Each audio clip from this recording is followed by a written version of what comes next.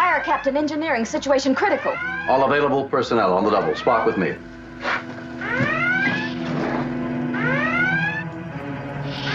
Before there were cinematic universes competing for your attention every weekend, before streaming platforms spent billions recreating entire fictional worlds, before fandom had a global digital infrastructure to organize itself, there was a single television show that premiered on a Thursday night in September of 1966 with modest expectations, a shoestring budget, and an idea so ambitious it bordered on reckless. That show was Star Trek. And in the nearly 60 years since it first flickered onto American television screens, it has grown into something that defies easy categorization. It is not merely a franchise. It is not merely a cultural institution. It is, in some measurable and documentable way, a force that helped reshape how human beings imagine their own future. But beneath the mythology, beneath the Vulcan salutes and the warp speed and the philosophical speeches about the dignity of all life, there are stories that almost nobody tells. Strange stories, surprising stories, stories about what it actually took to bring that vision to life on a budget that would embarrass a modern student film. These are 20 of them. The man most people associate with Star Trek, the swaggering, instinct-driven Captain James T. Kirk, almost didn't exist at all. When Gene Roddenberry first pitched the show to NBC, the network was already attached to a different actor entirely. Jeffrey Hunter, a legitimate Hollywood name who had played Jesus Christ on the big screen, filmed the original pilot episode as Captain Christopher Pike. He was contemplative and serious, a man carrying the weight of command like something genuinely heavy. Roddenberry loved him, and then, for reasons that were never entirely settled, some said his wife discouraged the television work. Others said he considered it beneath his standing. Hunter walked away from the project entirely. William Shatner came in to replace him, and everything changed. The show's entire energy shifted. Where Pike had been brooding, Kirk was electric. Where Pike had been internal, Kirk was magnetic. The soul of the series transformed the moment Shatner stepped onto that bridge. And it is almost impossible to imagine the cultural phenomenon that followed with anyone else at its center. Tragically, Jeffrey Hunter died just 3 years after walking away, at only 42 years old, never knowing what he had turned down. If Kirk's presence was almost an accident, then Spock's appearance was almost a disaster of a completely different kind. Roddenberry's earliest concept notes for the character describe him with reddish, almost demonic-looking skin, deliberately unsettling, a visual signal of radical otherness. The design team ran with this idea for a while, producing early sketches that leaned hard into something dark and vaguely sinister. Then someone pointed out a rather significant problem. In 1966, the majority of American households were still watching television in black and white. Red skin on a monochrome screen would read as deep, dark black. And in the racially charged America of that era, that would have sent a message so wrong it could have derailed the show entirely before a single episode aired. The solution was a subtle greenish-yellow tint, light enough to photograph neutrally on black and white sets, but alien enough to suggest something non-human in color. The irony is that most viewers watching in color barely register the tint at all. The pointed ears did the heavy lifting. But the near disaster of the original skin color concept came within a production decision of defining the character in a completely unintended way. There's perhaps no piece of technology more associated with Star Trek than the transporter, the ability to dematerialize a human being and reassemble them instantaneously across vast distances. It became one of the show's most debated and beloved concepts, inspiring genuine scientific inquiry into the nature of matter and identity. Physicists have written papers about it. Universities have run experiments around related quantum concepts. And the whole thing came to exist because the show was too broke to film a spaceship landing. The original plan was to show the crew reaching planets via shuttlecraft, an approach that would have looked spectacular and cost money the production simply did not have. Someone needed to find a cheaper alternative quickly, and the solution turned out to be one of the most consequential accidents in science fiction history. A special effect created by filming glittering dust falling in front of a dark backdrop, and then running the footage in reverse. A trick that cost almost nothing. A concept that lodged itself so deeply in the cultural imagination that decades later, scientists at major institutions were using it as genuine conceptual shorthand for teleportation research. Budget desperation and visionary science fiction turned out to be the same thing. The show almost didn't get a second chance to make any of these creative decisions at all. When NBC received the original pilot, titled The Cage, the network's reaction was swift and withering. Too cerebral, too slow, not enough action. And the female first officer, played by Majel Barrett, was apparently more than the network's executives could comfortably process in 1965. They rejected it outright, which for most shows would have been the end. But NBC did something almost without precedent in television history. They commissioned a second pilot. Roddenberry revised, reconfigured, brought in Kirk and a more action-forward tone, and salvaged the project. What he did with the rejected footage was equally clever.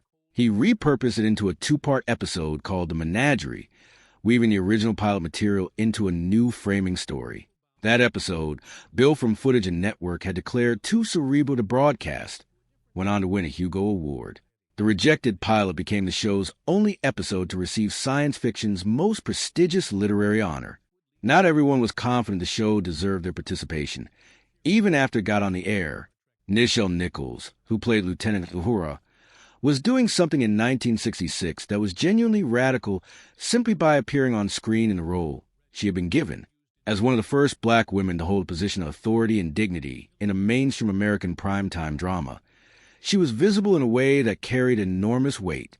She didn't fully feel that weight herself. Not at first. After the first season, she was ready to leave. Broadway was calling, and television felt limiting. She submitted her resignation. Then she attended a civil rights event and was told that a fellow attendee wanted to meet her. That fellow attendee was Dr. Martin Luther King Jr., who told her directly and without hesitation that Uhura was not just a character on a science fiction show. She was a symbol that young black children and black girls especially could see in her someone who looked like them occupying a position of professional dignity and intelligence at the very frontier of human achievement. She tore up her resignation the next morning. She later described that conversation as one of the most pivotal moments of her life. History agreed with King's assessment. Leonard Nimoy was not immediately certain that playing Spock was something he wanted to do at all. His concerns were practical and personal both. The physical appearance, the ears, the tinted skin, the exaggerated features, struck him as potentially monstrous, a freak show rather than character. He worried about being permanently defined by a rubber costume, reduced to a novelty in the minds of casting directors for the rest of his career. Beyond the cosmetic concerns, the emotional demand of the role was genuinely strange for a trained actor. Spock suppresses feeling entirely. He lives in pure logic. For someone who had spent years developing emotional range and expressiveness as professional tools, playing a being who systematically denies all of that required a fundamental rewiring of instincts. What ultimately changed his mind was the audience's response. People didn't see a monster. They saw something far more interesting. The suggestion of depth beneath apparent coldness, the hint of warmth behind the logic. Nimoy eventually wrote 2 autobiographies. He titled the first one, I Am Not Spock. Years later, he wrote the second one and titled it, I Am Spock. The distance between those 2 titles is the entire arc of a life spent coming to terms with an accidental legacy. One of the most discussed moments in the show's history, the kiss between Kirk and Uhura in the 1968 episode Plato's Stepchildren, was more complicated than the triumphant story usually told about it.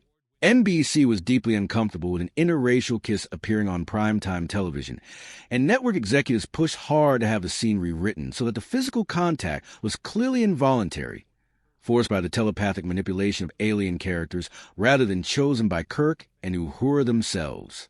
The intention was to give affiliates in racially conservative markets something to hide behind.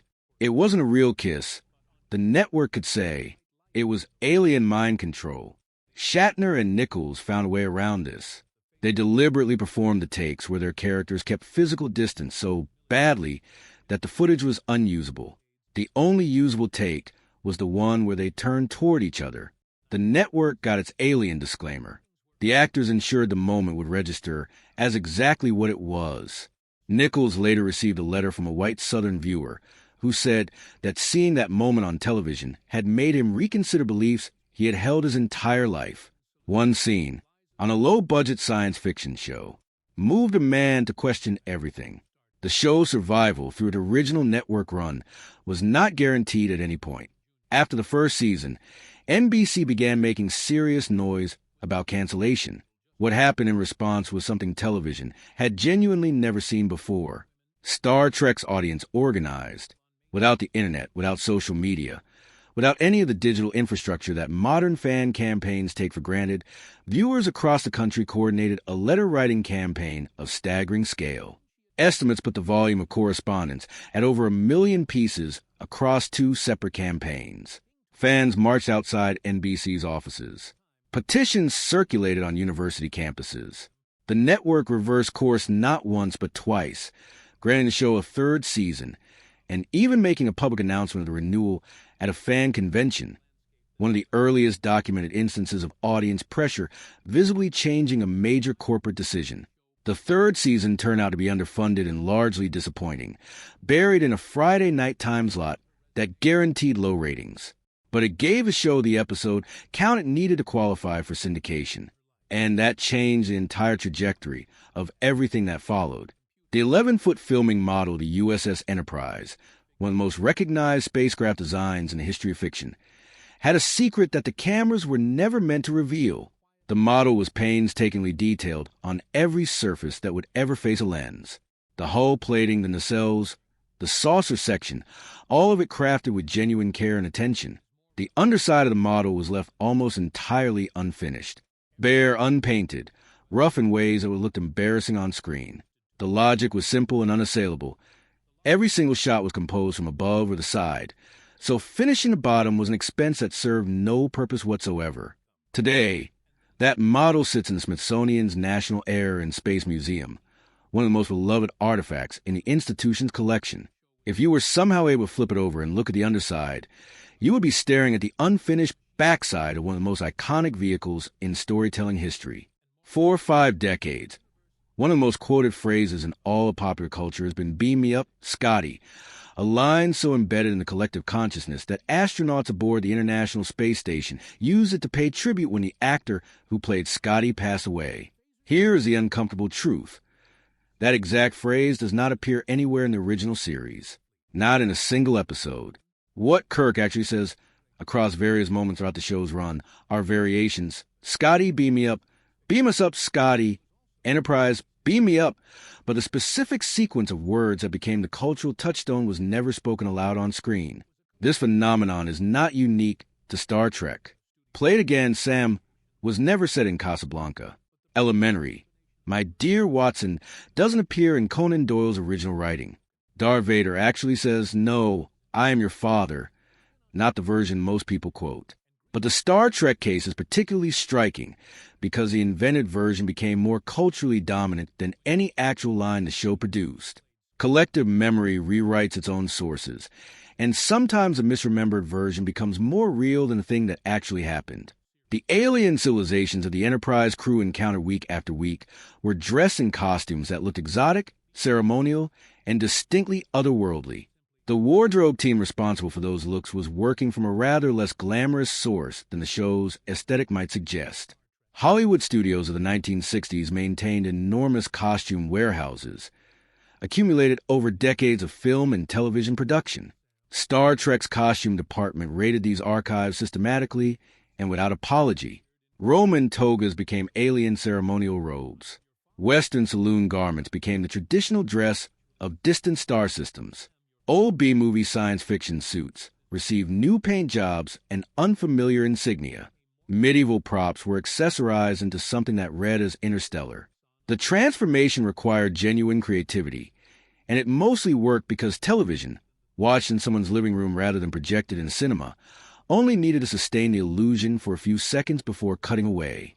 The phaser, the standard sidearm of Starfleet, capable of stun, heat, or complete disintegration, was essentially a repainted toy. The prop department began with plastic ray gun props already sitting in the studio's existing inventory, novelty items and low-budget holdovers from previous productions. New paint was applied. New components were grafted on. The silhouette was adjusted to suggest something more sophisticated. The result had a slightly plasticky quality that close inspection made obvious, and the proportions were never quite right for something meant to be taken seriously as a weapon. But on camera, with the right lighting and the sound design team's contribution, it passed. The irony is that the phaser went on to become a reference point for actual military research into directed energy weapons.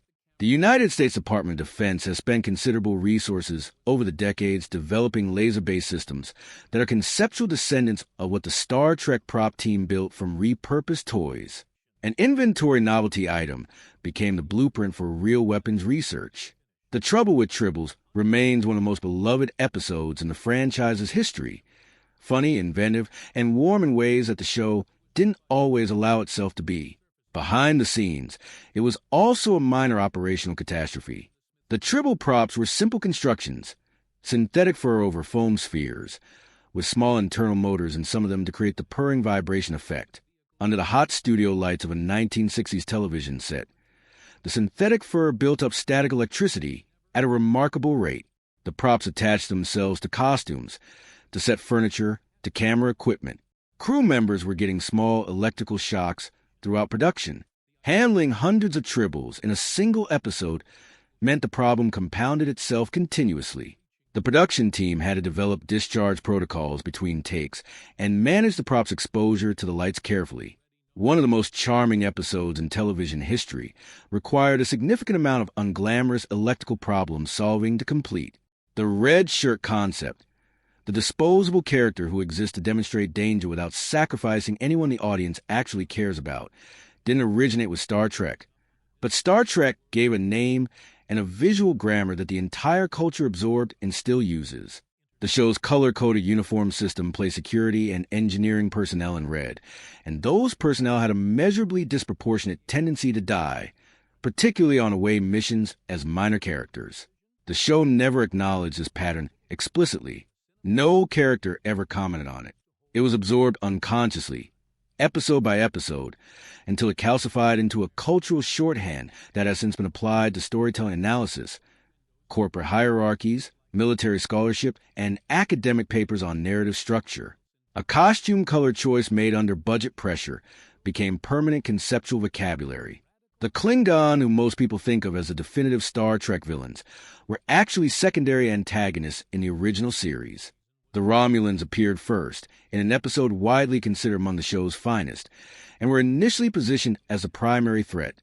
Secretive, calculating, and uncomfortably familiar as an analog for Cold War geopolitical tension. The Klingon arrived later as a more direct, muscle-bound kind of adversary. They were memorable and popular, but they did not dominate the original series in a way that the franchise's later films and television shows led audiences to believe. It was Star Trek III and The Next Generation that elevated the Klingon to their current near-mythological status. The original show had a more textured approach to its villains than its popular reputation suggests. Captain Kirk's heroism was not simply a character trait. It was a deliberate philosophical argument, engineered by the writers and producers with specific purpose in mind. The ship's computer served as Kirk's perpetual foil, a voice of probabilities, statistics, and calculated predictions that almost always indicated failure.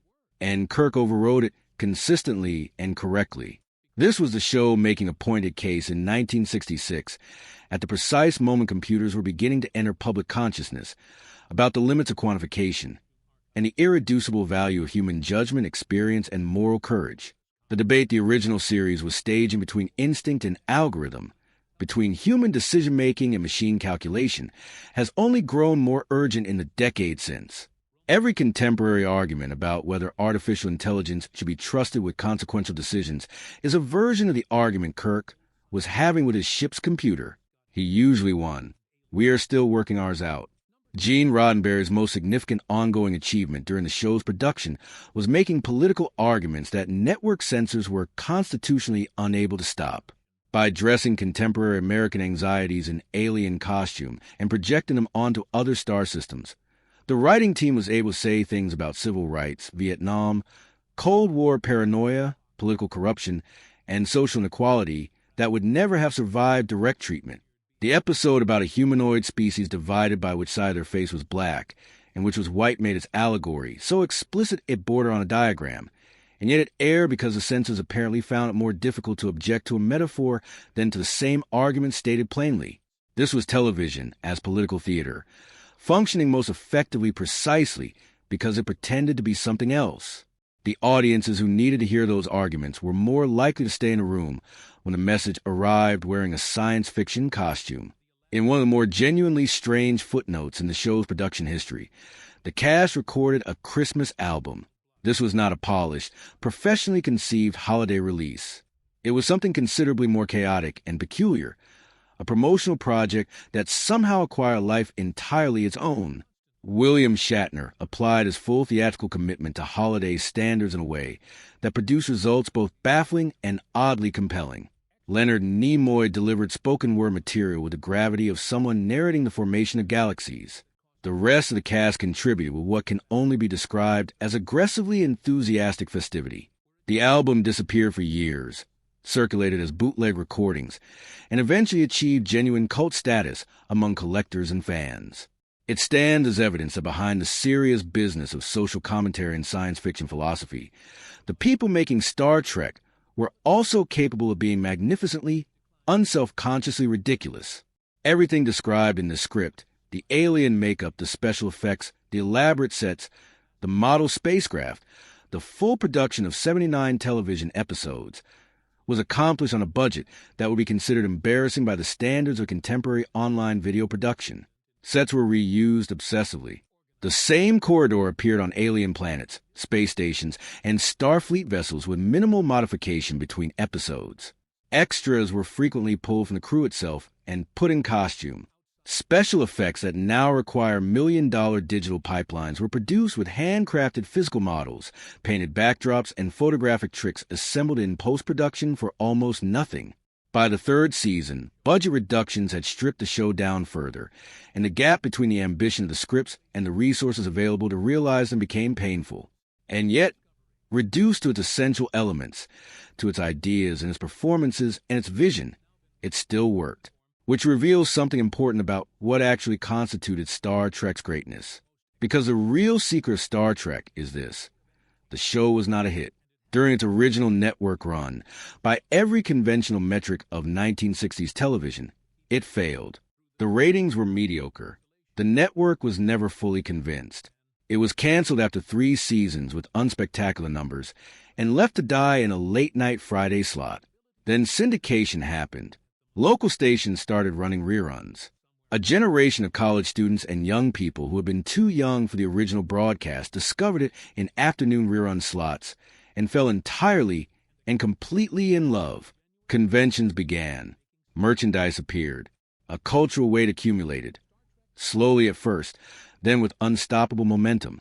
The first feature film came in 1979. The Next Generation launched in 1987 and became a phenomenon in its own right. Deep Space Nine, Voyager, Enterprise, Discovery, Strange New Worlds, a franchise canceled as a failure, has now run continuously, in one form or another, for nearly 6 decades. It is among the most extraordinary posthumous second acts in the history of entertainment, driven entirely by the power of ideas strong enough to outlast the circumstances of their original failure. The future, it turned out, was worth reaching for after all.